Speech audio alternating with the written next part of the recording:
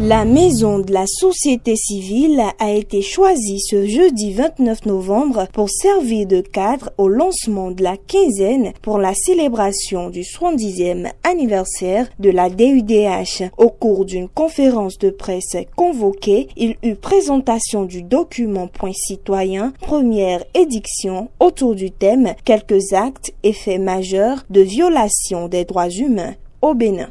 Voilà des gens où le code de procédure pénale a indiqué qu'ils doivent être présentés dans la même semaine devant le juge correctionnel, mais qu'on a passé des mois, je dirais même plusieurs mois, pour pouvoir les présenter devant le juge correctionnel. Les Béninois sont libres d'être dans un parti politique. Ils peuvent démissionner comme ils veulent, ils peuvent y entrer comme ils veulent. C'est le principe de la liberté d'être dans les partis politiques. Ça a été confirmé dans l'article 11 de la nouvelle charte des partis politiques. Mais au même moment où le législateur de la charte des partis politiques affirme la liberté d'être dans un parti politique, le code électoral vient dire que pour être député, il faut être dans un parti politique. Pour être élu local, il faut être dans un parti politique. Et pour être président de la République, tu peux ne pas être dans un parti politique. Vous avez également la loi sur le partenariat public-privé qui a fait l'objet de l'analyse.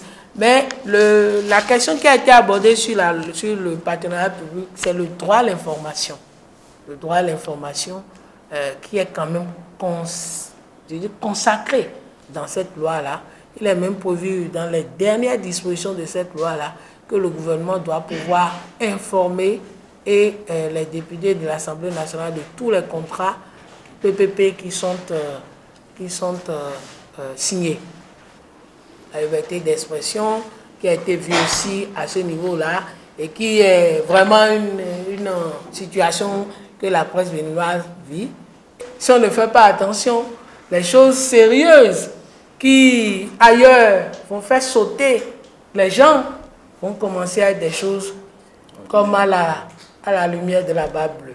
Les lois sur le code électoral, sur le recueil de renseignements, sur le partenariat public-privé, sur le retrait de droits des grèves, sur la détention arbitraire, sur les décisions relatives à la liberté de la presse sont autant d'actes et de faits illustrés par des caricatures dans ce document. Le président du Changement social Bénin compte pour les prochaines éditions insister sur les questions liées aux droits économiques et sociaux. La suspension des syndicats de campus, le décret qui fait immixtion dans l'organisation interne des syndicats de campus, les interdictions de marche, la ligne rouge, vous voyez tout ça illustré en caricature dans le document. Donc il y a eu un rappel qu'ils ont fait, un rappel de tous ces faits, arrêtés, décrets, l'autre circulaire, tout ça là, dans le document.